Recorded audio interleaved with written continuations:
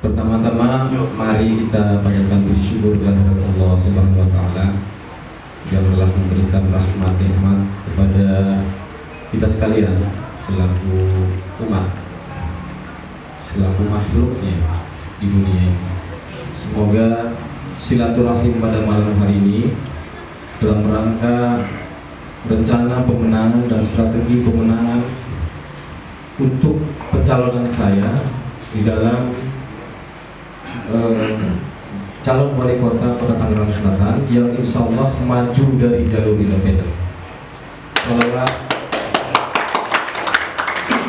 Salawat dan salam mari kita sampaikan kepada Nabi kita Muhammad SAW.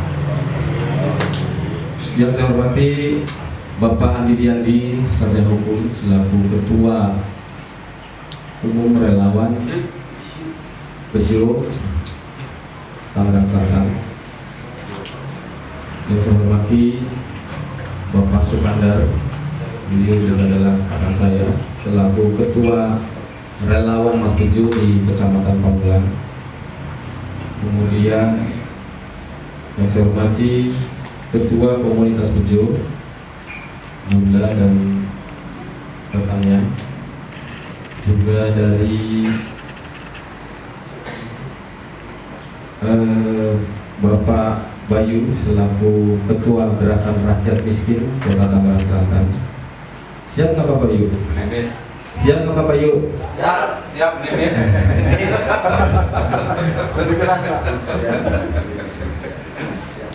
Kemudian dari rekan-rekan komunitas yang pada malam hari ini bisa hadir memenuhi undangan, yang saya hormati juga Bapak-bapak RT yang alhamdulillah hadir di tengah kami. Untuk saya secara pribadi ini sebuah penghormatan. Saya melihat Bapak RT yang hadir pada malam hari ini satu keberanian, Pak.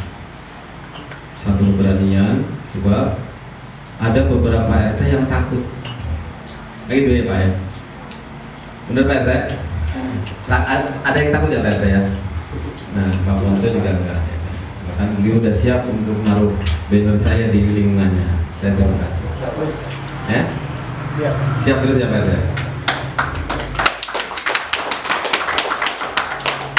Baik, memang pada malam hari ini kami mengajak ya untuk sama-sama membahas, untuk sama-sama berpikir, untuk sama-sama bagaimana untuk melanjutkan langkah yang kita sama-sama mengetahui bahwa bulan Juni adalah bulan di mana menjadi penentu setiap calon atau setiap balon yang akan diloloskan atau tidak oleh KPU Kota Tangerang Selatan.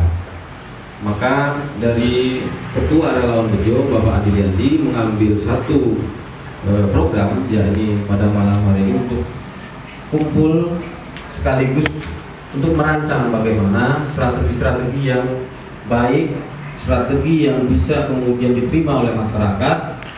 Seperti diketahui bahwa saya tetap di insya Allah jalur independen.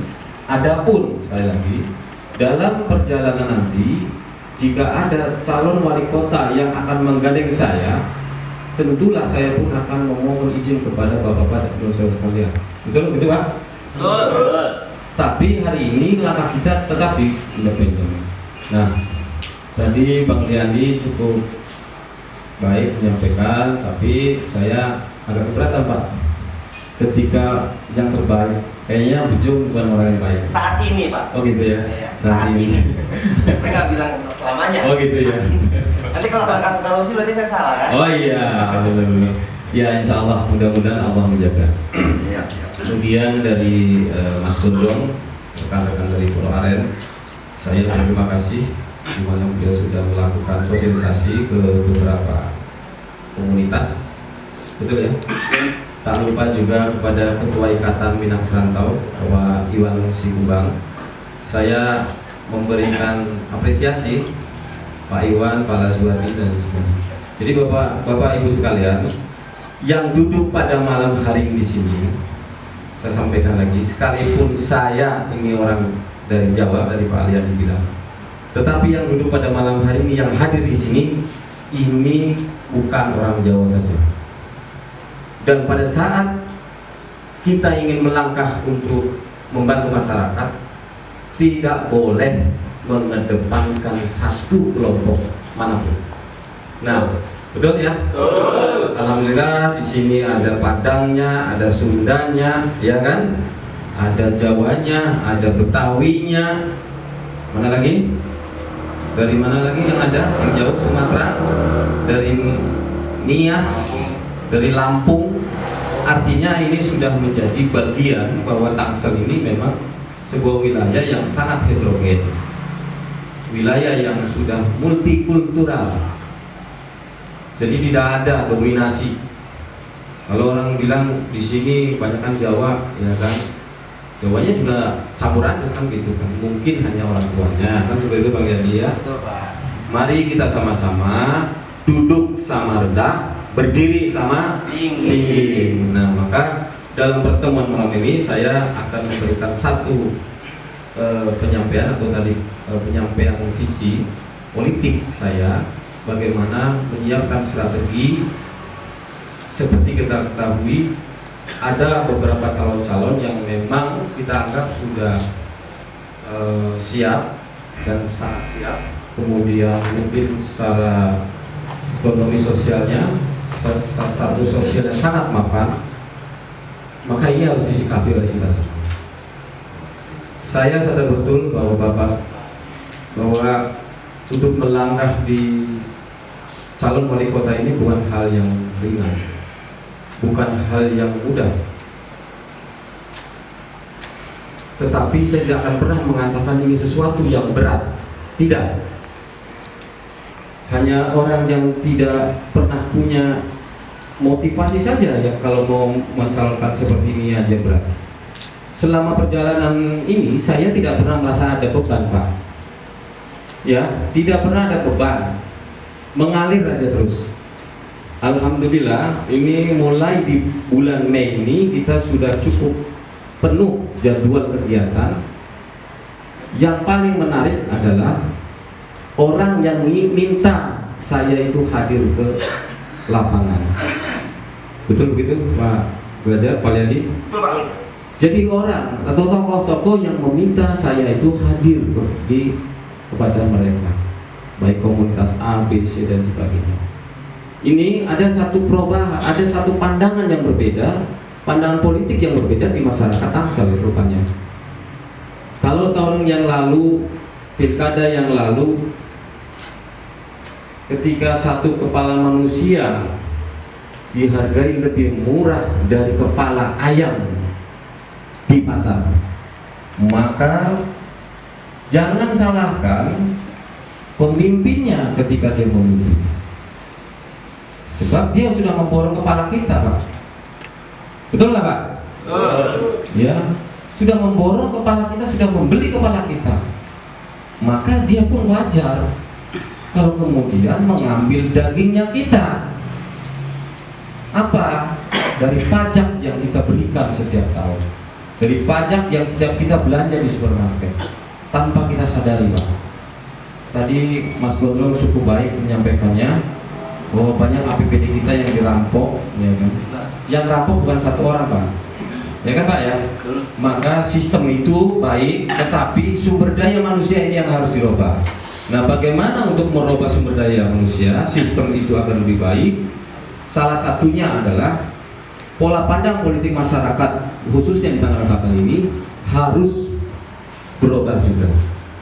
Kalau pilkada tahun 2015 ini, yang insya Allah akan dilakukan tanggal 9 Desember, akan sama kejadian tahun yang lalu, saya pernah berdiskusi, maka saya bilang kebodohan yang sangat luar biasa untuk masyarakat Tangerang Selatan, sekalipun ada moto cerdas, modern, religius.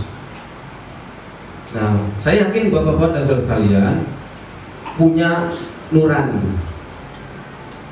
Yang kita pikir bukan untuk kita, Pak, tapi untuk anak kita, untuk masyarakat yang di bawah, hidupnya di bawah kita.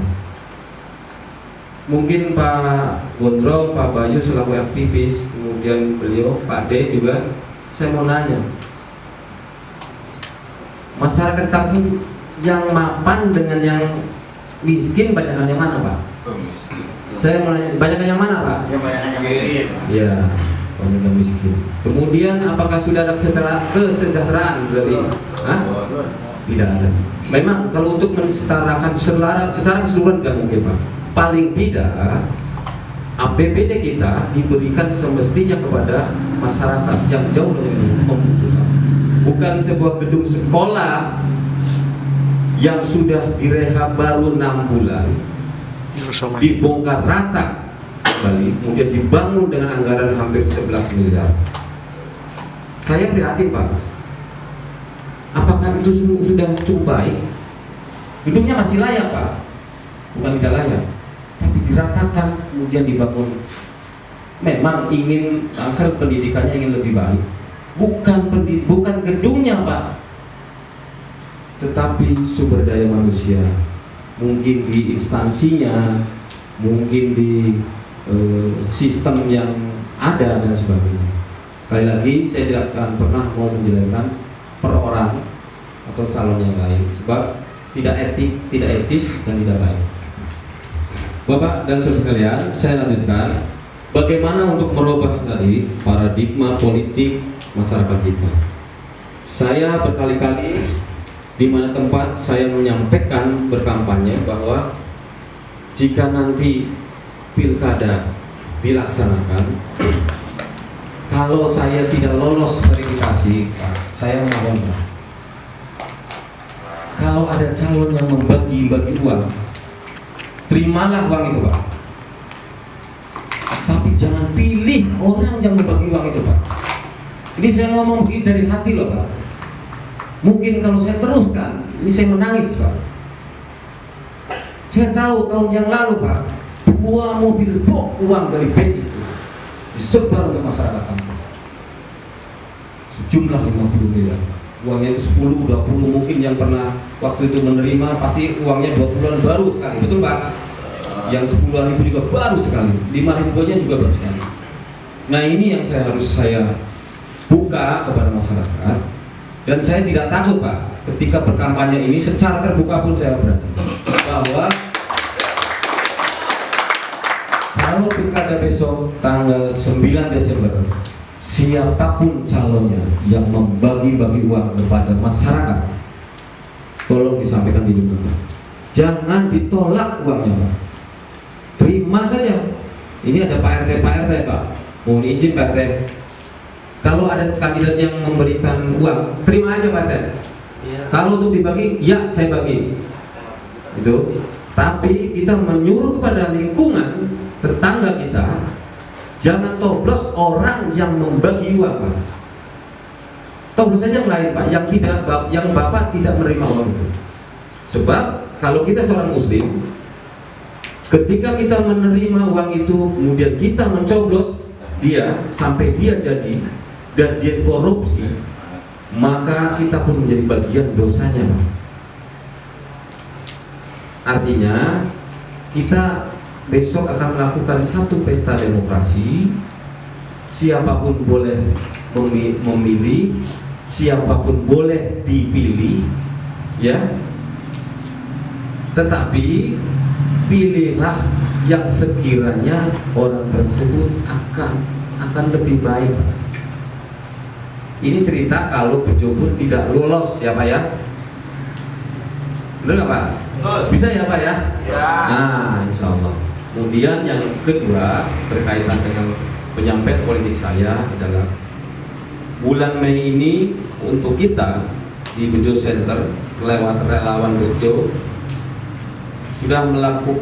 sudah merancang beberapa agenda kegiatan yang sifatnya tetap kita lebih dekat kepada masyarakat kecil, begitu, Pak. Lihat ya. Kita tidak perlu dekat dengan orang masyarakat sepatu loh. Kita pembinaannya adalah di masyarakat sedang sempit saja. Sebab kalau sudah kumpul-kumpul dengan orang-orang yang pakai sepatu, Pak, orang-orang kaya, mereka tidak pernah memikirkan seorang tukang beca, tidak pernah. Tidak pernah memikirkan kalau di Lekong Gudang Barat, di Keranggan banyak warga yang maaf nih Pak, untuk makan satu hari aja susah Pak. Karena dia hanya mendapat gaji bekerja di tukang sapu 20.000. Saya cerita ini bukan mengada-ngada, tapi saya sudah berkomunikasi langsung dengan orang itu. Saya tanya apakah pernah mendapat bantuan? Tidak pernah. Saya tanya apakah kemarin dulu mendapat bantuan, apa itu namanya tuh, yang bantuan langsung mati itu, bantuan langsung tunai, ya apa itu? Nah, kan ada tuh, ya orang gara-gara ngantri hanya kijak-kijak meninggal, kan gitu Pak ya, kasihan. Jadi ironis sekali Pak, di mana itu hasil surveinya? Kalau dia sehari 20.000, ada bapaknya, ada istrinya, ada anaknya satu Pak. Bejo, yes. Bejo, yes.